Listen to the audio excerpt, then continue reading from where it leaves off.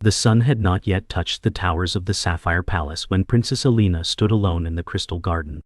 Her fingers brushed the dewdrops hanging on the diamond glass petals of the sacred lotus tree, each drop reflecting her tired eyes and heavy heart. For years, this garden had been a sanctuary, gifted by her mother, now gone with the wind. But today, silence did not soothe. A sudden cracking underfoot made her freeze. The sacred roots, once alive with golden light, were graying. A trembling bloom shattered in her hand. Alina gasped. "Why?" she whispered. Then the wind shifted. A messenger ran in, breathless. "Your Highness, the oracle is dead." She called your name in her final breath. Something splintered within Alina. Her knees faltered. Her garden, once a symbol of balance, was dying. The world she knew was collapsing like glass beneath her feet. She was no longer a girl of peace. She was a girl in pieces.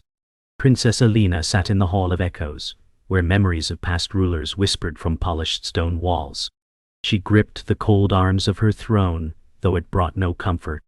The oracle's final breath, her name, echoed endlessly in her mind. "Why me?" she thought.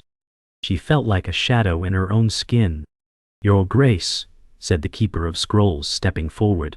The oracle's vision was sealed in crystal. "You must retrieve it before the garden fades completely." Alina rose slowly. Her voice cracked like frost.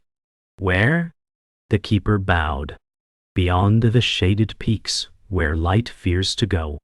Alina's heart pounded. Her world had always been here, in the garden, the palace, the safety of marble and silk. But now her mother's memory, the garden's fate, and something deeper called her forward. She nodded. "Prepare my path," she whispered. Destiny no longer waited. It summoned. Night had fallen. Alina stood cloaked beneath the moon's pale eye, staring toward the jagged silhouette of the shaded peaks. Wind tugged at her cloak like a warning. Behind her, the palace lights flickered like forgotten prayers. The path ahead was dark, cold, and unmarked. Her hand trembled as she took the first step away from all she had known. "Forgive me," she whispered. To her garden, her mother, her former self. The horses stirred as the Keeper handed her a vial, a piece of the oracle's light, faintly glowing. "This will guide you when nothing else can," he said. She tucked it close to her chest. One last look at the crystal garden, its light fading into shadows. Let it be enough, she thought, then turned and vanished into the night. Destiny was no longer a tale sung by court musicians. It breathed against her skin. The first night of travel was ruthless. Thorns tore at Alina's robes as shadows slithered through the fog. She pressed onward, following the pale light of the oracle's vial. Her breath rose in clouds. Memories haunted her with every step. Her mother's laughter in the garden, the taste of morning tea, the hum of crystal chimes. The weight of loss slowed her feet. She reached a cliff's edge and sat, pulling her knees to her chest. "Am I strong enough?" she murmured. The wind replied in silence. From the valley below, ghostly lights flickered, remnants of old magic or lost souls. She didn't know. She only knew one thing: turning back meant losing everything. She closed her eyes, tears freezing on her lashes. Somewhere ahead was the answer, and she would find it, even if the path stripped her to her bones. At dawn, frost clung to Alina's eyelashes. She rose, brittle and quiet. The vial's light had dimmed to a whisper, yet still pulsed with purpose. She climbed down the cliffside carefully, boots crunching over glassy stone. Below, the land shifted. The trees were twisted, their bark like scorched bone, yet flowers bloomed in impossibilities. Glass orchids, ember lilies, illusions born of pain and memory. "This is where the oracle saw the truth," the Keeper had said. Not beauty untouched, but beauty transformed. Alina touched one such bloom. It shimmered, not from purity, but from having survived. Her breath hitched. In that moment, the garden's death made sense. It had to fall apart so something new could grow. Not everything broken was lost. Some things, some people, were meant to break to become more. With eyes wide open, she stepped into the veil below. Alina's path led into a realm swallowed by mist, the hollow fields. With each step, the fog thickened, not just around her but inside her mind. The voices began softly at first, snippets of laughter, the clinking of glass chimes, her mother's lullaby. But there was no one. Only her. She stumbled forward until the world became a mirror of sorrow. The fog parted briefly to reveal statues, dozens of them, women in agony, faces frozen in mid-scream, mid-weep, mid-prayer. These were the echoed ones, lost souls, who had wandered with guilt so heavy it turned them to stone. Alina trembled. "Am I to become one of you?" she asked the silence. Her voice cracked, but brought no answer. The air pulsed with memory. She closed her eyes and whispered, "I didn't ask for this." Somewhere beneath her ribs, her heart pulsed harder, crying for something it couldn't yet name, release, redemption, or maybe simply to be seen. Night fell again, and Alina sat at the edge of a shallow pool, where moonlight painted reflections too vivid to believe. She gazed at her reflection, one she barely recognized. Her eyes, once filled with curiosity, now held something heavier. "Was I ever innocent?" she asked herself. The reflection did not answer, but her mother's voice floated up from memory. "True strength is in knowing when you're lost and walking anyway." A tear slid down Alina's cheek and disappeared into the water. Then, ripples. A form emerged. Not physical, but something remembered. Her mother, glowing faintly, hand extended. "You are not alone," the echo said. Alina reached out, but the image faded. Alone again, but not abandoned. For the first time she didn't push the sadness away. She let it sit beside her, not as a burden, but as part of the road forward. The next morning, Alina entered a sunless forest, the grove of forgotten names. Trees here bore no leaves, only fragments of parchment hanging from branches, each scribbled with a name. Some crumbled at her touch. Each name belonged to someone who had once been loved, and then forgotten. She stepped carefully, reverently, as if the forest could feel her heartbeat. Then she saw it, her mother's name on a faded scroll, fluttering like breath. No. Her knees gave way. How had the world forgotten her so soon? She pressed the parchment to her chest. "I remember," she sobbed. "I always will." As if in reply, a warm breeze passed through, the only warmth in days. The scroll glowed briefly, then dissolved in her hands. Gone but honored. Grief and grace coiled around her. She rose. "Let me be the memory," she whispered. "Let me carry what others forget." By midday, Alina reached a ruin, an abandoned temple swallowed by vines and ash. Inside, the air was heavy with incense long gone stale. Symbols of the old gods crumbled on the floor. She moved through broken pillars, stepping over shattered relics. At the center stood a single mirror, untouched by dust. She approached, breath slow. Her reflection stood, but it was not her. The mirror showed Alina draped in royal regalia, seated on a throne, her face masked in gold, emotionless, powerful, empty. "Is this who I was becoming?" she asked. Her reflection did not blink. She reached out, and the mirror cracked. A jagged line ran across the golden mask. Her image smiled faintly before vanishing. Alina recoiled. The truth stung more than any thorn. She had feared pain, but feared herself more. "No crown is worth losing your soul," she whispered. "Not again." Alina emerged from the temple and knelt beside a stream. The water ran clear, silent, endless. She washed her hands, watching the dirt swirl away. "Let it go," she told herself. Not with bitterness, with mourning, with love. For her garden, her innocence, her illusions. She whispered names into the wind, her mother's, the oracle's, her own. The names danced away like leaves. For the first time she didn't need answers. She only needed to keep walking. The forest opened slightly, and bird song returned, quiet and hesitant. She looked ahead. The shaded peaks loomed in the distance, still far, but no longer impossible. She stood taller, the vial's glow returning slowly against her chest. "I don't know who I'll be at the end of this," she said aloud. "But I'll find her." The stream shimmered back at her, not with reflections, but with peace. Alina descended into the valley of reflections, where rivers curved like serpents and light bent unnaturally. The air shimmered with mirages that whispered promises. A palace formed in the haze, her palace, rebuilt and brighter, untouched by time. The garden bloomed in crystalline perfection. Servants smiled, her mother stood whole again, and music floated through the air like perfume. "Come home," said a voice that sounded like her own. Her breath caught. She stepped forward. Everything she had lost, offered back without pain, without cost.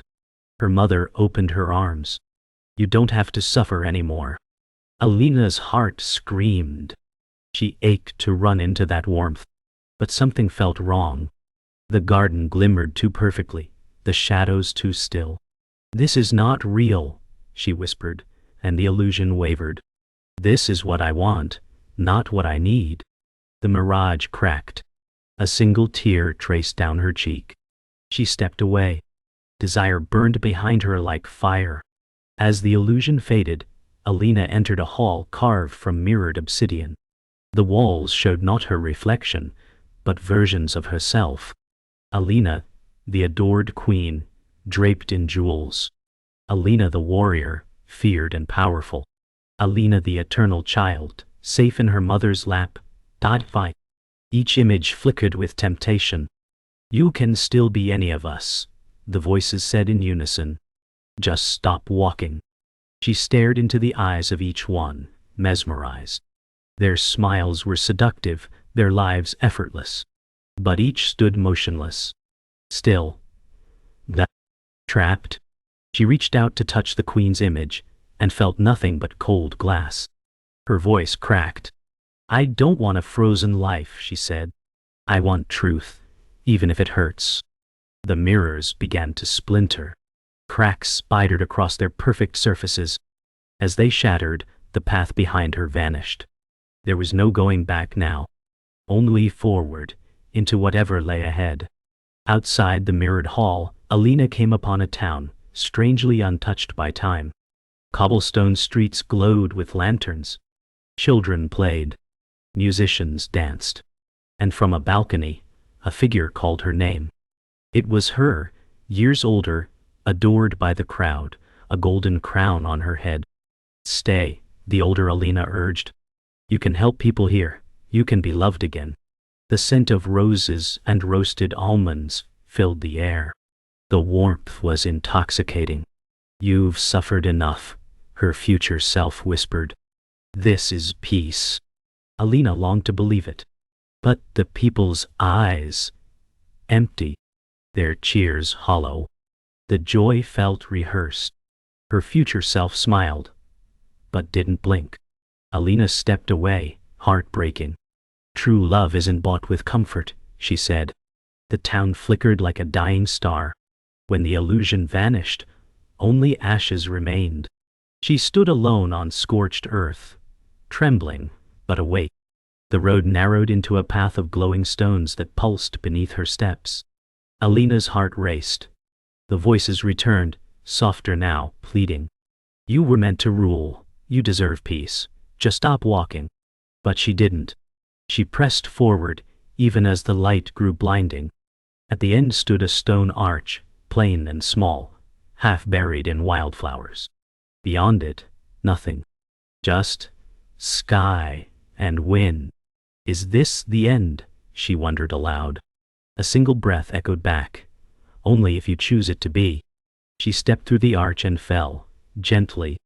The world faded into silence, and then, into stars. Floating, she saw herself surrounded by every version of who she could have been. But only one moved, her current self, battered but breathing. That was her truth. She reached toward it, and her feet touched ground again. She stood in a field. No illusions. Just sky, grass, and her own breath. In the quiet field, Alina finally rested. There was no applause, no comfort, but there was stillness, and for the first time, it didn't frighten her. She lay back in the grass and stared at the sky. All those versions of me, she whispered. None of them were wrong, but none of them were whole. Her body ached, but her mind was still. She held the vial in her hands. It flickered now with steady light. The oracle hadn't sent her to find power or fame.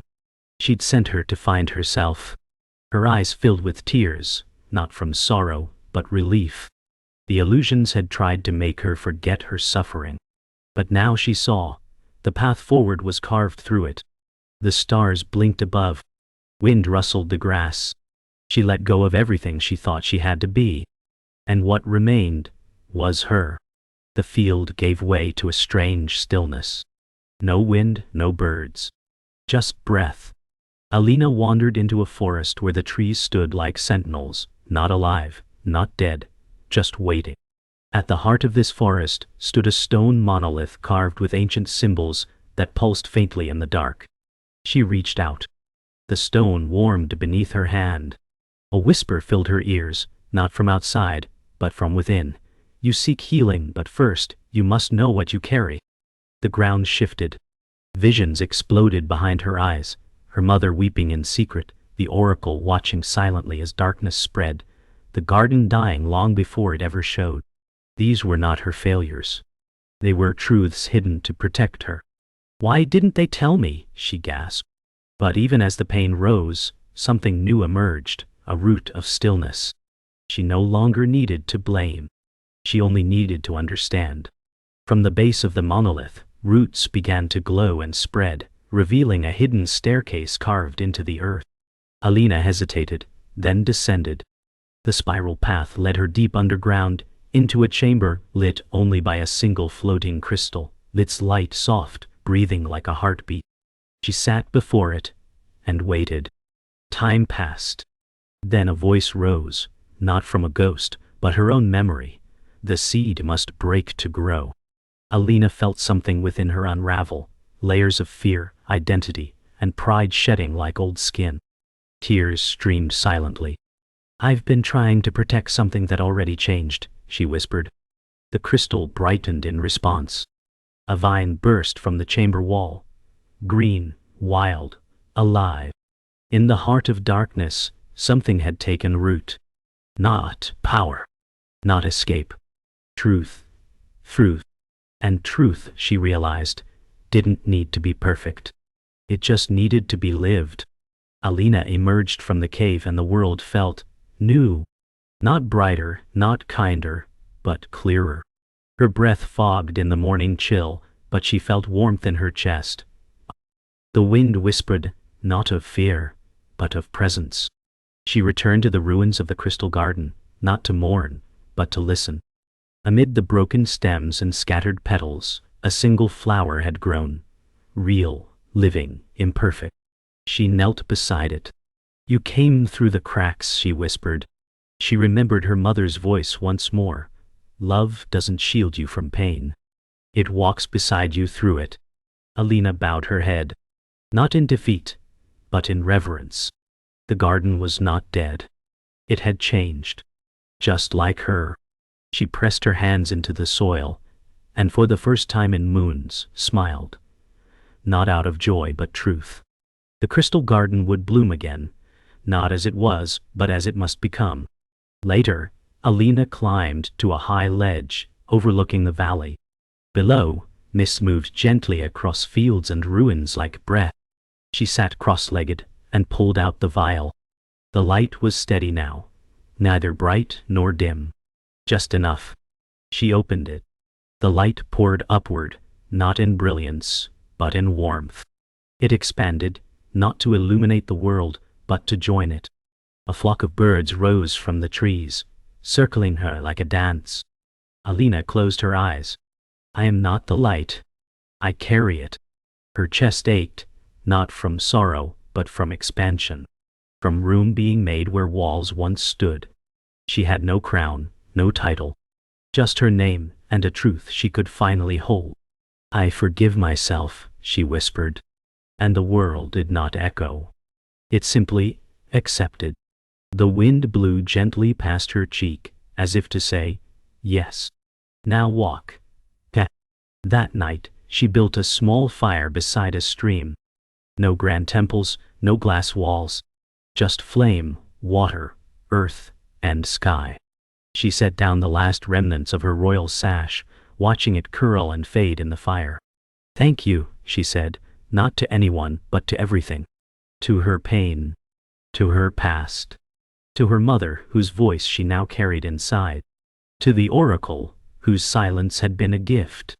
And to herself, for walking through it all. Sparks drifted upward, becoming stars. Tomorrow, she said softly, I begin again. Her voice didn't tremble. It didn't need to. She wrapped her cloak tighter, lay down beneath the open sky, and for the first time, slept not out of exhaustion but peace. The crystal garden had cracked. But something deeper had bloomed, something not made of glass but of grace. Dawn rose with a chill. Alina approached the entrance to the Vale of Origins, a place the oracle once called the mouth of truth. The trees stood like ancient judges, branches twisted into warning gestures. The ground was bare, stripped of illusion, welcoming no lies. At its center stood a single figure, her mother, alive, smiling. You've come far, my love, the woman said. Alina trembled. Is this real? The woman stepped forward, arms open. Does it matter, if it brings peace? Alina's heart ached. Every part of her wanted to fall into that embrace. To be held, just once more. I miss you, she whispered. I never said goodbye. Her mother's smile softened. Then say it now. Alina closed her eyes, tears falling freely. I love you, she said. And I let you go. When she opened them, her mother was gone. Only the wind remained, and her heart aching, but free. Alina walked deeper into the vale, and found a stone table with a single item, resting atop. A shard of her old crown, glinting faintly in the sun. It was the last remnant of her title, the one she wore the day the garden first bloomed. She reached for it, then paused. Her reflection looked back from the polished metal. Tired, changed, human. You don't belong to me anymore, she whispered. She placed the shard into the soil, gently, like planting a seed. May what I was nourish what I become. A breeze moved through the vale. Light shimmered over the ground, as if blessing the offering. She stepped back, unsure if she'd done it right, but certain it had to be done. Not everything broken must be rebuilt. Some things must be released, so the hands once clenched can open. Alina turned and walked on, barefoot now. The path turned steep and narrow. The air grew thin. Alina climbed in silence. Each step felt like shedding another layer of fear. At the summit, she found a shallow lake, a mirror of the sky. She saw no reflection, only clouds. A voice echoed from within her, to become whole, you must lose everything you thought was you. She sat at the water's edge, dipping her hands in. The cold startled her. And then came the visions, her failures, mistakes, unspoken fears. They danced in the ripples like ghosts. Instead of pulling away, she leaned in. Yes, she whispered. I see you now. One by one, the phantoms dissolve. Not erased. Just accepted. And in their place, the water grew still, and her reflection returned. But this time, she saw not a princess, not a savior, just Alina. And it was enough. Thunder rumbled in the distance. A storm approached, not of nature, but spirit. The sky cracked open, as Alina descended from the summit. In the valley below stood a creature, dark, tall, its form flickering between shadow and flame. It did not move. It waited. She knew it. It was her fear, her guilt, her longing, all shaped into form. You're what I've run from, she said. The creature raised its head. And what you've carried, it replied. She stepped forward. Then I release you. The storm surged, wind tearing at her cloak. The creature reached for her. But she did not flinch. I am not your prisoner anymore. She stepped into the storm, letting it surround her. The creatures screamed, then scattered, into ash, into rain, into nothing. Alina stood at the center of it all, soaked and shaking, but untouched. Her fear was gone. Not defeated. Dissolved. The storm passed. The sky opened, and from the soaked earth, green shoots rose. Alina stood beneath the clearing sky, arms outstretched, face lifted. The world was not new, but she was. The path behind her was a graveyard of selves. The path ahead was unwritten. But she no longer feared either. She returned to the place where the oracle once waited, now empty, silent, and still. She sat where the old woman once sat, breathing in the hush. The crystal garden would not return, but something else would bloom. Something that did not require perfection. I am the seed, she said softly, and I am already growing. In her silence, the world responded. Not with answers, but with calm. Wind touched her skin. Light warmed her face. And somewhere within, joy stirred. Not loud, not certain, but alive. Alina returned to the crystal garden's ruins. Time had passed, but the air still remembered her. Where once stood glass and symmetry, now grew weeds and wildflowers. She did not grieve this.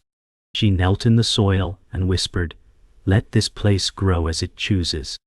From her pack, she removed the last of the oracle's vial, its light gentle and steady.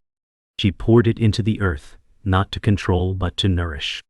The ground shimmered faintly. Nothing bloomed instantly.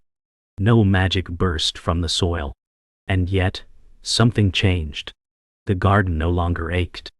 It breathed. Alina smiled. She sat on a broken bench, watching the light shift through leaves. She did not need it to become what it once was. She needed it to become what it was meant to be. In that quiet, she heard birdsong. The first in many moons. And she wept, this time, from gratitude. Word spread that the princess had returned, not as ruler, but as a quiet presence. One by one, villagers began to visit the ruins. They came with questions, grief, silence. Alina did not answer them with decrees. She sat with them. She listened. Sometimes she offered tea, sometimes just stillness. A widow came, holding ashes. A boy arrived, silent from sorrow. A soldier limped in, carrying shame. To each she gave nothing but space and a place to sit. The garden listened too. Flowers began to bloom around their footprints, not in response to command, but to truth shared without judgment. Alina smiled gently at each story. "You are not broken," she told them. "You are becoming." No one called her queen. No one needed to. She had become something else entirely. Someone who made space for growth, even in silence. One morning, Alina awoke to find a child planting seeds near the edge of the old reflecting pool. The girl looked up, wide-eyed. "Is it okay?" she asked. Alina knelt beside her. "It's perfect." Together they buried the seeds in silence, hands dirt-covered, hearts open. "What will grow?" the girl asked. Alina smiled. "We don't know. That's the wonder." The child beamed and ran to tell others. Soon more children came, digging, tending, creating small altars of sticks and stone. The ruins became a living thing again, not controlled, but co-created. Alina watched, joy swelling in her chest. This garden would not mirror her grief or glory. It would reflect the shared breath of all who entered it.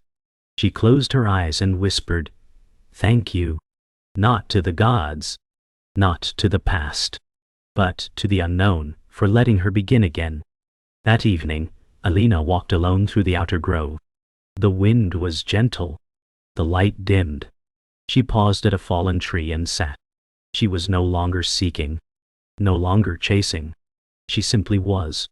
And in that stillness, the forest offered her something new. A peace without reason. A joy without condition. She closed her eyes and let herself feel it all. The echoes of pain, the soft return of laughter, the weight of silence. She smiled. Even this moment, she thought, will pass. And that made it sacred. A deer emerged nearby, unafraid. It watched her, then stepped forward, grazing beside her feet. There were no words. Just the quiet recognition between two living things. No past. No name. Only breath. Only now. And that was everything. That night, under the moon's soft gaze, Alina stood where the garden had once been most radiant. Now it was wild, uneven, alive. She lit a single lantern and placed it in the center. Not to guide others, but to mark that something had been found. Not power, not perfection, but peace. She stood quietly, hands at her sides, heart open. I release what I was, she said softly. I receive what I am. The wind moved gently through the leaves. 1,000 stars above seemed to flicker in agreement. No music played. No voices rose. Just one lantern. One girl. One moment. In that silence, the story she had clung to, of gardens, grief, and glory, fell away. What remained was her breath, her being, and a garden that grew not in crystal, but in stillness. It had always been inside her. Morning light touched the broken archway that once guarded the crystal garden. Alina stood beside it, gazing out across the valley. Her journey had not made her invincible, it had made her aware. Each scar was a passage, each loss a doorway. From this height, she saw the winding trail behind her, scattered with choices, sorrows, and awakenings. A child passed her, hand in hand with her mother, smiling up at Alina. Is this the garden? The child asked. Alina knelt beside her. It's not what it was, she said. But maybe it's becoming something better. The child nodded, then skipped into the wild grass. Alina watched her vanish into bloom and birdsong. The world no longer needed her to lead. It needed her to witness. And so she did, with open eyes, steady breath, and a heart that no longer reached outward, but simply remained present. In the heart of the garden, Alina tended a fire pit ringed with stones. Around it people gathered, not as subjects, but as kin. They shared bread, laughter, quiet stories. No titles passed their lips. No thrones stood behind them. Only presence. A musician plucked gentle notes from a handmade harp, but you. A child braided flowers into a crown, then placed it silently on Alina's head. She smiled but said nothing. She did not need to teach any more. Her presence taught. Her silence held weight. Later, as the fire dimmed, a young woman approached and asked, "What do I do when I don't know the way?" Alina took her hand gently and replied, "Then listen and walk anyway." The girl nodded. In her eyes, Alina saw herself, not in the past, but as a seed of the future.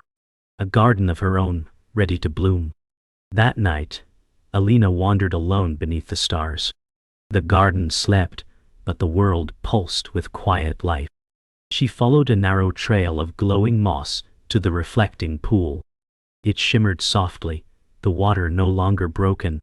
She knelt and stared into her reflection. Not flawless, not divine, just whole, just here. She remembered every version of herself, princess, daughter, seeker, shadow. She bowed her head, not in shame, but in recognition. "Thank you," she whispered, "for carrying me." In the water's surface, stars reflected and merged with her own image. She dipped her fingers into the pool and watched the ripples spread, soft, wide, endless. She understood now. The crystal garden had never been a place. It had always been a path, a reflection of the soul blooming from within. One no longer shaped by control, but by compassion. Morning returned with birdsong. Alina rose early and walked among the new blooms.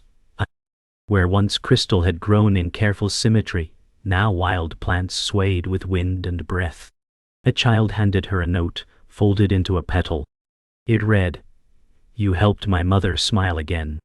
Alina closed her eyes, heart swelling, not with pride, but with quiet purpose. Not everything must be named to matter. She tucked the note into her sleeve and stood beneath the dawn light. For the first time in her life, she felt no need to reach, run, or rebuild. She simply stood, and in that standing she understood, presence itself was the garden. Love was not something to restore. It was something to return to, moment by moment. With the sun warming her face, she breathed deeply. The day had no task.